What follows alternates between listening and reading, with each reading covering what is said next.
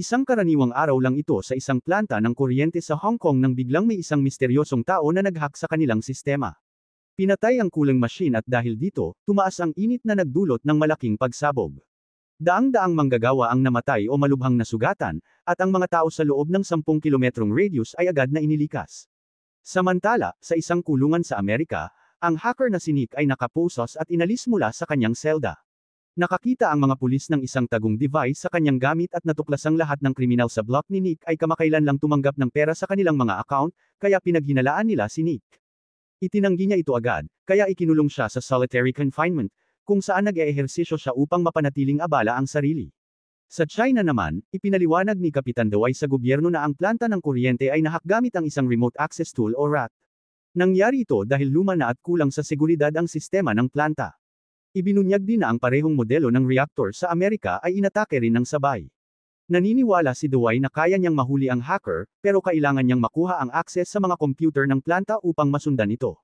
Sa kasamaang palad, napakainit pa rin ng planta kaya imposible pa itong pasukin, kailangan muna nilang maghintay hanggang lumamig ito. Humingi si Dawai ng tulong sa FBI at kailangang kumbinsihin ni Agent Carol ang kanyang boss na makipagtulungan sa China. Sa huli, nakuha ni Dawai ang code mula sa hacker attack sa American plant, pero wala siyang sapat na kaalaman upang i-decrypt ito. Kaya nagdesisyon siyang kunin ang tulong ng kanyang kapatid na si Lin, isang network engineer. Kinagabihan, ang Mercantile Trade Exchange sa Chicago ay inatake rin ng hacker at lahat ng numero ay biglang tumaas ng hindi kapanipaniwala. Kinabukasan, nagdaos ng pulong ang FBI upang suriin ang kaso, at base sa pagsusuri ng code, napag-alamang 2 tao ang gumawa ng RAT. Hindi natuwa si Dawai sa ulat dahil masyadong basic ito at hiningi kay Carol na kunin si Nick upang tumulong. May mahabang kasaysayan si Nick ng paghahak sa mga bangko kaya tutol si Carol na pagkatiwalaan ito. Kaya wala nang nagawa si Dawai kundi ibunyag ang isang lihim, kalahati ng RAT code ay siya mismo ang gumawa bilang biro noong nasa kolehiyo siya, at ang kalahati naman ay si Nick ang gumawa.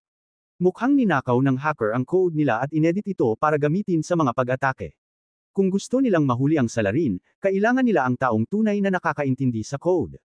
Isang ahente ng FBI ang bumisita kay Nick sa kulungan at inalok siyang palayain kapalit ng pagtulong sa kaso. Ngunit matapos basahin ang dokumento, napansin ni Nick na pansamantala lang ang kanyang paglaya, kaya tumanggi siyang pumirma. Sa halip, nagbigay siya ng bagong kasunduan, kapag nahuli niya ang hacker, tuluyan siyang palalayain. Kung hindi, ibalik siya sa kulungan. Dahil desperado na ang FBI, tinanggap nila ang kasunduan, at sinundo siya ni Dawai para sa isang mainit na pagkikita. Habang nasa biyahe, ipinakita ni Dawai kay Nick ang binagong code, at pinagalitan siya ni Carol dahil isa sa mga kondisyon ay dapat may FBI supervision kapag binigyan si Nick ng access sa computer. Maya-maya, pinayagan si Nick na suriin ang mga terminal ng Mercantile Trade Exchange, na may pinakamatibay na firewall. Ang tanging paraan para maipasok ang virus ay kung pisikal itong i-install, at ang boss lang ang may access gamit ang kanyang fingerprint. Habang sinusuri ang impormasyon, natuklasan ni Nick na may nakatagong code sa USB drive ng boss. Habang iniisip kung sino ang posibleng sospek, naalala ng boss ang isang lalaki na nagngangalang Lozano na nagtrabaho roon ng isang buwan. Lang bago misteryosong nawala. Kalaunan, sinuri ni Nick at ng magkapatid ang code at napansin nilang may mga hindi pa natatapos na linya. Napagpasyahan nilang minadali ng hacker ang unang pag-atake para magkaroon ng pera, at ngayong may pondo na ito, pwede na niyang tapusin ang code para sa mas malaki pang pag-atake. Samantala, natunton ng FBI si Lozano sa mga security camera. Sa pamamagitan ng kanyang mga tato, natuklasang miyembro siya ng isang gang at fineke niya ang kanyang pagkakakilanlan upang makapasok sa trabaho. Dahil magiging kaina hinala kung maraming ahente ang pupunta, si Nick at Lynn na lang ang pumunta, bagamat binigyan si Nick ng ankle monitor para hindi siya makatakas. Pagpasok nila sa apartment ni Lozano, nakita nila itong patay na may karayom sa braso. Sinuri ni Nick at Lynn ang kanyang mga computer at nakita ang mga malalakas na device na may kakayahang i-encrypt ang lahat ng data at gawing anonymous ang user, na malamang ay sinet up ng hacker para kay Lozano. May isang misteryosong email na humihingi ng meeting, kaya sinagot ito ni Nick para kumpirmahin ang oras at lugar. Sinubukan ng ahente na nagbabantay kay Nick na i-report ang mga nangyari pero wala siyang signal, kaya kinuha ni Nick ang kanyang telepono para ayusin ito. Ginamit niya ang pagkakataong ito para baguhin ang app na sumusubaybay sa kanyang ankle monitor. Habang nangyayari ito, humingi sina Carol at Dawai ng access sa lahat ng client files ng boss ng Trade Exchange Market. Tumanggi ito sa simula dahil nilalabag nito ang confidentiality, ngunit napilitang pumayag ng takutin ni Carol na isa sa publiko ang kawalan ng seguridad ng kanilang merkado. Pagkatapos makuha ang mga file, sinuri ni Dewey at Carol ang listahan ng mga transaksyon hanggang natuklasan nila ang tatlong malalaking trade na eksaktong nakatiming sa hack. Lahat ng ito ay konektado sa mga bangko sa Hong Kong. Kinagabihan, nagtungo sina Nick at Lynn sa isang restaurant para sa meeting pero hindi dumating ang hacker. Napansin ni Nick ang mga security camera at palihim na pumasok sa likurang silid upang suriin ang computer. Lumabas na matagal nang pinapanood ng hacker sina Nick sa pamamagitan ng mga camera. Habang sinusuri ang impormasyon sa camera software, napansin ni Nick na ang IP address ng hacker ay nasa Ukraine, kaya pinadalhan niya ito ng mensahe, ngunit imbes na sagot, minura lang siya. Galit na galit si Nick at bumalik sa main room upang sabihing kailangan na nilang umalis. Sa sandaling iyon, dumating ang ilang mga maton sa restaurant at tinanong kung sino sila. Hindi nagsalita si Nick at agad na lumaban gamit ang anumang bagay na maaari niyang mahawakan, kabilang na ang mga kasangkapan sa loob ng restaurant. Napabagsak niya ang karamihan sa grupo, at nang sumugod ang huling maton na may kutsilyo, binali niya ang isang bote upang ipangkontra at madaling nanalo sa laban. Pagkatapos nito, tinawagan ni Nick si Dewey upang balaan siya na ang email ay isang bitag lamang, at ngayon alam na ng hacker na hinahabol na siya. Ipinahayag ni Dewey na pupunta sila sa China kinabukasan upang subaybayan ang mga bank account, kaya ginugol ni Nick at Lynn ang natitirang oras ng gabi sa pagiging malapit sa isa't isa. Kinabukasan, dumating ang grupo sa planta ng kuryente, kung saan patuloy pa rin ang paglikas at pagsagip sa mga biktima ng pagsabog. Mainit pa rin ang gusali kaya't kailangan nilang maghintay bago magkaroon ng akses sa mga computer. Nakipagkita sila sa lokal na pulisya, na nasubaybayan na ang mga may-ari ng bank account. Mukhang tatlong karaniwang maton ang mga ito na konektado sa isang kilalang kriminal na si Kasser, kaya malamang sila ang ginamit na harapang tao ng hacker. Sinusubaybayan na sila ng mga pulis pero wala silang nakitang kaina-hinalang kilos. Ngunit sinuri ni Nick ang araw-araw na ruta ng tatlo at nadiskubreng may iisang address na palagi nilang pinupuntahan. Pumunta roon sina Dewey at Nick at natagpo ang may police van na nagbabantay sa isang Lebanese na sangkot sa human trafficking. Sinuri nila ang footage mula sa van at nakita nilang pumupunta sa lugar ang tatlong may-ari ng account tuwing umaga, ngunit text lang ang ginagawa. Gamit ang isang telepono, nagsaliksik si Nick sa paligid hanggang matagpuan niya ang isang kakaibang signal at nadiskubreng may nakatagong transmitter sa mga damuhan. Agad nila itong ikinonekta sa computer at nakumpirmang dumadaan lang ang tatlo upang tanggapin ang mensahe ng hacker, at maaari nila itong burahin pagkatapos upang walang bakas. Ilang sandali pa, napansin ng grupo na nailipat na ang pera mula sa tatlong account, na nangangahulugang nag-cash out na ang hacker.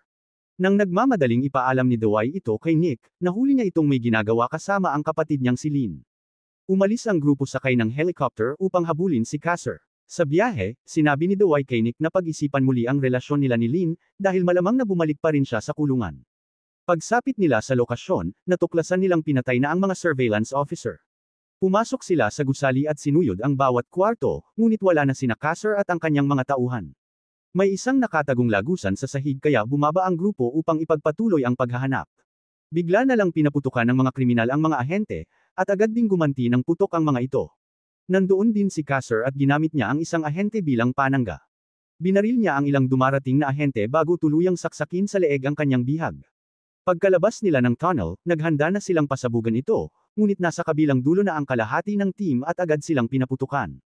Habang gumaganti ng putok ang mga tauhan ni Kasser, pinasabog niya ang tunnel, na naging dahilan ng pagbagsak nito at pagkamatay ng lahat ng ahente sa loob. Dahil dito, nawalan ng suporta ang team sa labas at napilitan silang magtago sa likod ng mga container, na nagbigay daan sa pagtakas ng mga kriminal sakay ng bangka. Habang naglalayag, nagalit si Kasser nang mapansing namamatay ang isa sa kanyang mga tauhan. Kinagabihan, kumuha si Kasser ng espesyal na package mula sa mga trafficker sa isang malaking barko bago bumalik sa lupa. Samantala, ipinaalam kay Dewey na bumaba na ang temperatura sa planta at maaari na silang pumasok nang hindi agad namamatay. Pero mainit pa rin kaya kailangan nilang magsuot ng hazmat suit at kumilos ng mabilis. Pagpasok sa computer room, nakita nila ang ilang bangkay na hindi pa naiaalis. May isang ahente na hinimatay dahil sa init kaya inutusan ni Nick si Dewey na ilabas ito habang siya ang tatapos ng trabaho. Binuksan ni Nick ang emergency cabinet, kinuha ang palakol, at sinira ang mga server. Dahil dito, nagdulot ng vibration na naging sanhi ng pagbagsak ng ilang bahagi ng kisame. Pero tuloy lang si Nick hanggang mabuksan niya ang server at makuha ang hard drive. Magkasama nilang iniahon ni Dewey ang ahente palabas. Pagkatapos mapababa ng emergency team ang temperatura ng drive, ikinonekta ito sa isang computer at natagpuan ang ilang pira-pirasong malware. Subalit masyado na itong sira upang makakuha ng kapaki-pakinabang na impormasyon. Naalala ni Nick na nakuha pa rin ng gobyerno ang kanyang impormasyon kahit na sinubukan niya itong burahin noong siya ay inaresto. Inamin ni Carol na mayroon silang software na tinatawag na Black Widow na kayang gawin ang trabaho. Humingi siya ng pahintulot sa kanyang boss ngunit tumanggi ito na ipagamit ito sa China o sa isang kriminal na hacker. Dahil may remote login ang software, nagboluntaryo si Nick na i-hack ang sistema ng gobyerno para magamit ito. Sa sobrang desperasyon ni Carol, pumayag siya. Lahat ng miyembro ng team maliban kay Lynn ay lumabas ng kwarto para kung magkaproblema man, maaari nilang sabihing wala silang alam. Nagpadala si Nick ng pekeng email sa boss ni Carol upang baguhin ang password nito, at na-detect ng malware ang bagong password, kaya't nakapasok siya sa Black Widow. Habang nagdi-dinner ang team, hindi nila alam na may taong sumusunod sa kanila at may inilagay sa ilalim ng kanilang sasakyan. Pagbalik nila, nakuha na ni Nick ang IP address ng hacker. Lumalabas na nasa Indonesia ang home server nito, ngunit hindi ito ma-penetrate ni Nick dahil naka-host ito sa isang kumpanyang exclusive para sa mga hacker, ibig sabihin ay bulletproof, o hindi basta-bastang mapasok. Ang tanging opsyon nila ay personal na pumunta roon at kunin ang pisikal na mga drive. Dahil humiling si Carol ng access sa Black Widow, wala na siyang maaasahang pabor, kaya ipinangako ni Dewey na kakausapin niya ang kanyang mga nakatataas para makakuha sila ng mga visa at badge na magagamit sa Indonesia. Makalipas ang ilang sandali, nakapasok si Lynn sa accounting records ng kumpanya ng hosting at napansin niya ang ilang bayad para sa software na umuupa ng satellite time. Bumili ang hacker ng mga high-resolution na larawan ng baybayin ng Malaysia. Samantala, ipinaalam ng gobyerno ng China kay Dewey na sinabi ng FBI na si Nick ay nanghack ng confidential na software at gusto nilang maibalik ito sa kulungan.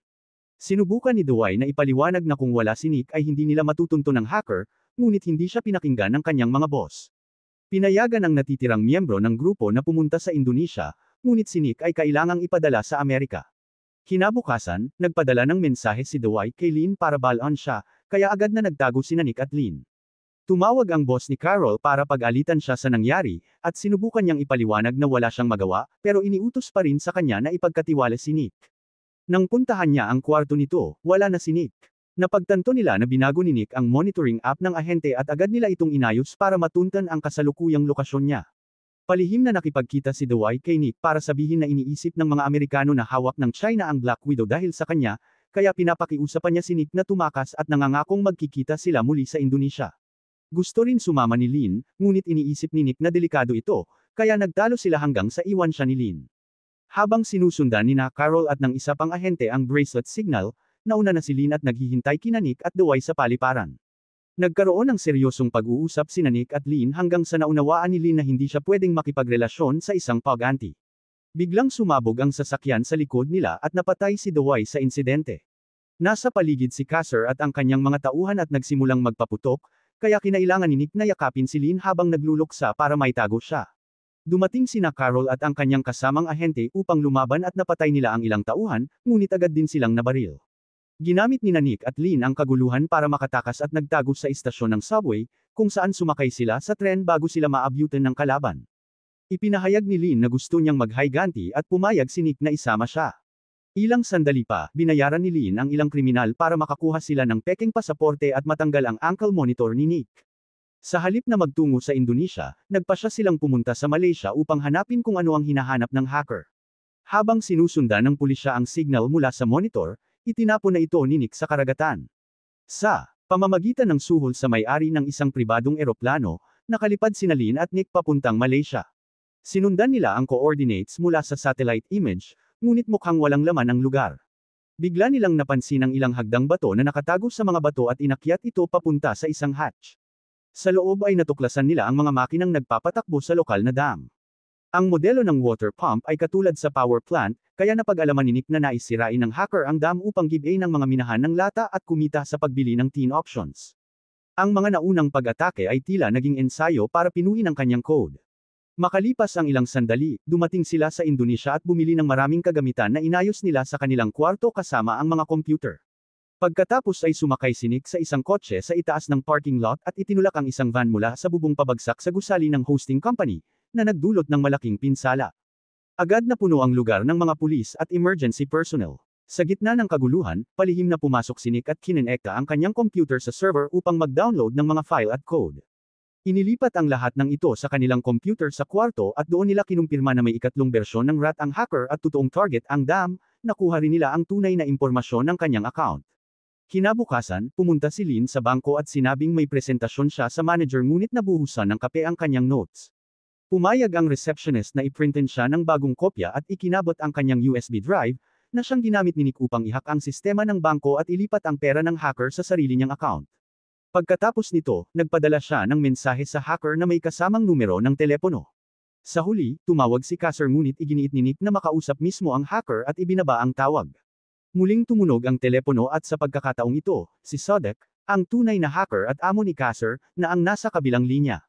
Nagkunwari si Nick na nais makipagsosyo kay Sodek at nagkasundo silang magkita. Dahil inaasahang mapanganib ito, bumili si Lin ng iba't ibang gamit at gumawa si Nick ng pansamantalang proteksyon para sa kanyang katawan at nagtago rin ng ilang kagamitan para sa sariling depensa. Hiniling ni Nick kay Sodek na si Kasser lamang ang isama, pero dumating ito kasama ang buong tauhan niya. Nakita ito ni Lin mula sa malayo at agad na binalaan si Nick, kaya tinawagan nito si Sodek para baguhin ang lokasyon ng tagpuan. Kinagabihan, nagtungo sila sa isang lokal na pista, ngunit muling dinala ni Sodek ang kanyang mga tauhan. Nagtago sila sa gitna ng karamihan at itinulak ang mga mananayaw kung kinakailangan. Sinubukang gulatin ni Nick si Kasser mula sa likod, ngunit nakaharap ito at tinutukan siya ng baril. Nang malapit na si Kasser para kapkapan siya, mabilis na ginalaw ni Nick ang ulo nito at sinaksak gamit ang screwdriver. Kinuha niya ang baril ni Kasser at lumapit kay Sodek, ngunit bago siya makaputok, nagpaputok ang mga tauhan ni Sodek. Nagkagulo ang mga tao habang nakipagpalitan ng putok si Nick, tinamaan siya ng ilang beses ngunit napatay din niya ang dalawang goons.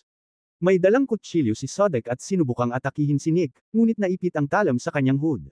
Naglaban sila at nabali ni Nick ang braso ni Sodek, na nagbigay ng pagkakataon para saksakin siya ng sunod-sunod hanggang sa ito ay mapatay. Pagkatapos, tumakbo si Nick pabalik kay Lin na agad siyang dinala sa sasakyan. Salamat sa pansamantalang proteksyon, hindi malala ang mga sugat ni Nick at mabilis siyang nilapatan ni Lin. Kinabukasan, umalis ang magkasintahan mula sa Indonesia at nagsimula ng bagong buhay gamit ang pera ni Sodek. Huwag kalimutang mag-subscribe at i-on ang notification bell para mapanood pa ang mas maraming video na katulad nito. Maraming salamat sa panunood.